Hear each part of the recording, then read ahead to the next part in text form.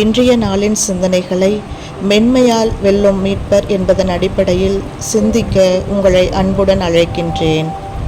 இன்றைய இறை வார்த்தை 2 வாழ்க்கை முறைகளை நமக்கு முன்வைக்கிறது. ஒன்று அதிகாரம், இன்னொன்று சுயநலம். அநீதி நிறைந்த வாழ்க்கை, மற்றொன்று அன்பு, இரக்கம், பணிவு நிறைந்த இயேசுவின் வாழ்க்கை.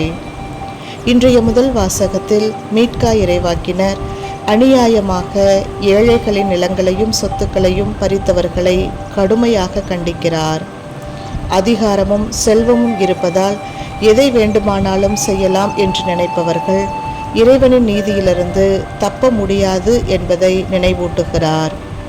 மனிதர்கள் மறந்தாலும் இறைவன் ஏழையின் கண்ணீரை ஒருபோதும் மறப்பதில்லை. நாம் நம்முடைய சுயநலத்திற்காக மற்றவர்களுடைய உழைப்பையோ உரிமைகளையோ நாம் பறிக்க நினைக்கிறோமா? பிறருக்கு அநீதி இழைத்து சேர்க்கும் எந்த ஒரு செல்வமும் நிலைக்காது என்பதை சிந்திக்க வேண்டும். இன்றைய நற்செய்தியில் பரிசேயர்கள் இயேசுவை கொல்ல திட்டமிடுகின்றனர். ஆனால் இயேசு கோபத்தால் பதிலளிக்கவில்லை. அமைதியாக அங்கிருந்து விலகிச் சென்று தம்மை நாடி வந்த அனைவரையும் குணமாக்குகிறார். நசுங்கிய நாணலை அவர் முறித்து விட மாட்டார், புகைந்து கொண்டிருக்கும் திரியை அணைத்து விட மாட்டார் என்ற வசனம் இயேசுவின் இதயத்தை வெளிப்படுத்துகிறது. மனம் உடைந்தவர்களை, பாவத்தில் விழுந்தவர்களை, நம்பிக்கை இழந்தவர்களை அவர் தள்ளிவிடுவதில்லை. மாறாக அவர்களை அன்போடும் பொறுமையோடும் மீண்டும் எழுப்பி விடுகிறார். நாமும் பிறரின் பலவீனத்தை பயன்படுத்தி கொள்ளாமல் இருக்க வேண்டும்.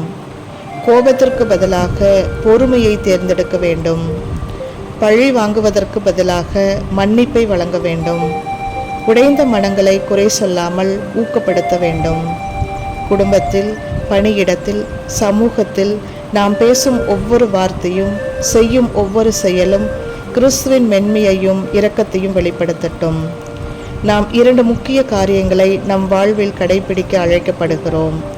நமக்கு எதிராக பிறர் சூழ்ச்சி செய்யும் போது அல்லது தீமை செய்யும் போது கோபத்தோடு சண்டையிடாமல் இயேசுவை போல அமைதியாக கடைபிடிக்க பழகுவோம்.